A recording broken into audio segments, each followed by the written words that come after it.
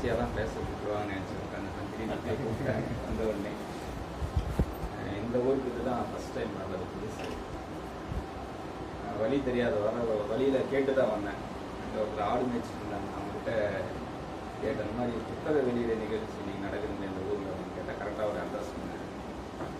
அதே மாதிரி நிறைய புத்தக வெளியிட நிகழ்வுலாம் பார்த்தீங்கன்னா ஒரு பெரிய மண்டபத்துலேயோ ஒரு ஏசி ஹால்லையோ பெரிய ஒரு மைக்கு ஸ்பீக்கர் இந்த மாதிரி வச்சு தான் நடத்தி பார்க்குறோம். ஆனால் இங்கே வந்து ரொம்ப எளிமையாக கிராமத்தில் தொகுத்து வழங்குறவங்களை பார்த்தா ஒரு பள்ளி மாணவி ரொம்ப அருமையாக தொகுத்து சொல்லிட்டு இருக்கிறாங்க. நிறைய குட்டி பசங்க உட்காந்துருக்காங்க, பெரிய பாட்டி உட்காந்துருக்காங்க. அவங்களுக்கு சொல்கிறாங்க புத்தக வெளியீடு எங்கே நடக்குதுன்னு அவங்க கரெக்டாக அட்ரஸ் கை காமிக்கிறாங்க. இதெல்லாம் ஒரு புது ஒரு மாற்றம் அப்படின்னு கூட நமக்கு புதுமையாக இருக்குது. இதெல்லாம் இதை பார்த்தாலே ஒரு படி குழந்தைகள்கிட்ட போய் இந்த விஷயம் சேர்ந்துருச்சு அப்படின்னு கூட நம்ம வந்து இது ஒரு ஆதாரமாக எடுத்துக்கலாம். பொதுவாக சொல்லுவாங்க வாசிக்கக்கூடியவர்கள் தான் வந்து பார்த்தீங்கன்னா வாழ்க்கை அப்படின்ற புத்தகத்தில் அடுத்தடுத்து பக்கங்களுக்கு போகக்கூடியவர்களாக இருக்கிறவங்க யார் அப்படின்னு பார்த்தீங்கன்னா வாசிப்பாளர்கள் தான். அவங்களுக்கு தான் அந்த ஒரு பாக்கியம் கிடைக்கும் அப்படின்னு சொல்லுவாங்க. யாரெல்லாம் வாசிக்கலையோ அவங்கெல்லாம் அந்த புத்தகத்தினுடைய வாழ்க்கை புத்தகத்தினுடைய முதல் பக்கத்துலேயே தேங்கி நின்றுவாங்க. தொடர்ந்து வாசிக்கிறவங்க தான் அடுத்தடுத்த பக்கத்துக்கு போவாங்க அப்படின்னு பெரியவங்க சொல்லுவாங்க. அந்த மாதிரி வாசிக்கிறவங்களுக்கு ஒரு துணையாக இருக்கிறவங்க யார் அப்படின்னு பார்த்தீங்கன்னா எழுத்தாளர்கள். அவங்க உருவாக்கி கொடுக்கக்கூடிய அந்த புத்தகத்தை வாசிக்கும் பொழுது தான் நம்ம நிறைய விஷயங்களை தெரிஞ்சுக்கிறோம். அதன் மூலமாக நம்ம அடுத்தடுத்த கட்டத்துக்கு போயிட்டு இருக்கோம். அந்த வகையில் பார்த்தீங்கன்னா எழுத்தாளர் அனுராதா அம்மா அவங்களுக்கு என்னுடைய பாராட்டுக்களையும் அப்படின்னு சொல்லிக்கிறேன். நிறைய புத்தகங்கள் எழுதியிருக்காங்க. சார் சொன்னார் பிஸ்கெட் உலகம் அப்படின்ற புத்தகம் ரொம்ப கொஞ்சம் ஃபேமஸ் ஆச்சு. போன புத்தக கண்காட்சிகள்லாம் கூட நிறைய குழந்தைகளை வந்து வாங்கி படிச்சிருக்காங்க. நானும் வாங்கி படித்தேன். இந்த காலகட்டத்தில் செல்ஃபோனுக்கெல்லாம் அடிமையாக இருக்கக்கூடிய அந்த பள்ளி குழந்தைகள் வந்து அதை விட்டுட்டு புத்தக வாசிப்புக்கு வரணும் அப்படின்றத மையப்படுத்தி தான் அதில் இந்த கதைகள் அவங்க சொல்லியிருக்காங்க.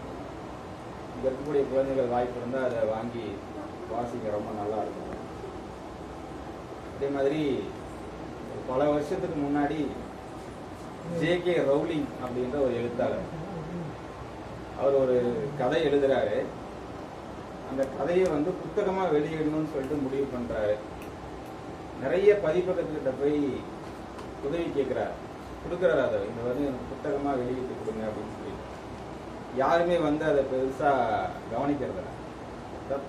பல பதிப்பகங்களுக்கு போகிறாரு, எல்லாமே நிராகரிச்சிடுறாங்க. கடைசி அவருடைய நண்பர்கிட்ட போகிறாரு. அவர் நண்பர்கிட்ட போயிட்டு இந்த மாதிரி நான் கதை எழுதியிருக்கேன் அப்படின்னு அந்த ஃபர்ஸ்ட் பேப்பரில் தான் எழுதுவாங்க. அந்த தொகுப்பை கொண்டு போயிட்டு அவங்க நண்பர்கிட்ட கொடுக்குறாரு. அவரு வாங்கி பார்க்குறாரு. பார்த்துட்டு இதெல்லாம் பெருசாக போகாது அப்படின்னு சொல்லிட்டு தூக்கி வச்சிடுறாரு. பல மாதங்கள் இப்படி போயிட்டு இருக்கு. அந்த நண்பர் இருக்காங்க, அவங்க வீட்டில் ஒரு சின்ன குழந்தை, ஒரு 6வது 7வது வகுப்பு படிக்கக்கூடிய ஒரு குழந்தை. அந்த குழந்தை எதாச்சும் அந்த பேப்பரில் என்ன இருக்குதுன்னு சும்மா வேடிக்கை எதாச்சும் எடுத்து பார்த்து விளையாட்டுத்தரமா அப்படியே உட்காந்து படிக்க ஆரம்பிக்குது. படிக்க படிக்க ஒரே சிட்டிங்கில் என்ன பண்ணுதுன்னு பார்த்தீங்கன்னா அந்த ஒட்டுமொத்த அந்த கதையையும் படித்து முடிச்சுட்டு அவங்க அப்பா அப்போ தான் உள்ளே வராரு. வரும்போது அந்த குழந்தை கேட்குது, அப்பா அந்த கதை அவ்வளோதானே, நான் ஏதாவது இருக்கா, இதனுடைய தொடர்ச்சி ஏதாவது இருக்குதா அப்படின்னு சொல்லிட்டு அவங்க அப்பா கிட்ட கேட்குது.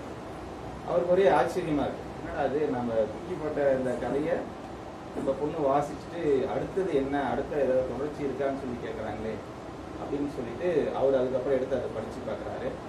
அதுக்கப்புறம் அந்த கதை வந்து புத்தகமாக மாறுது.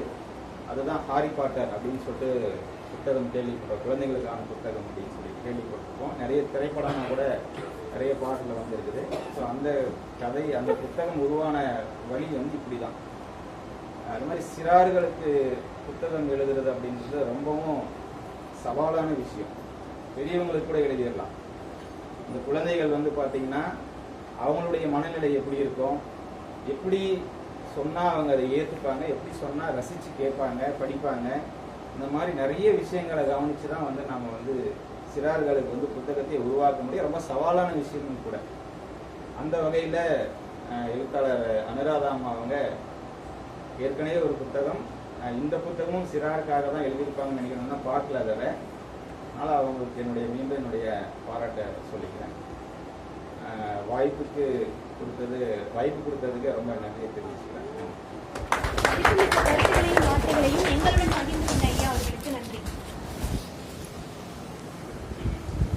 நல்ல ஆசிரியர்கள் பாடங்களை மட்டும் சொல்லிக் கொடுப்பதில்லை, வாழ்க்கை எப்படி எதிர்கொள்ள வேண்டும் என்பதையும் கற்றுக் கொடுக்கிறார்கள்.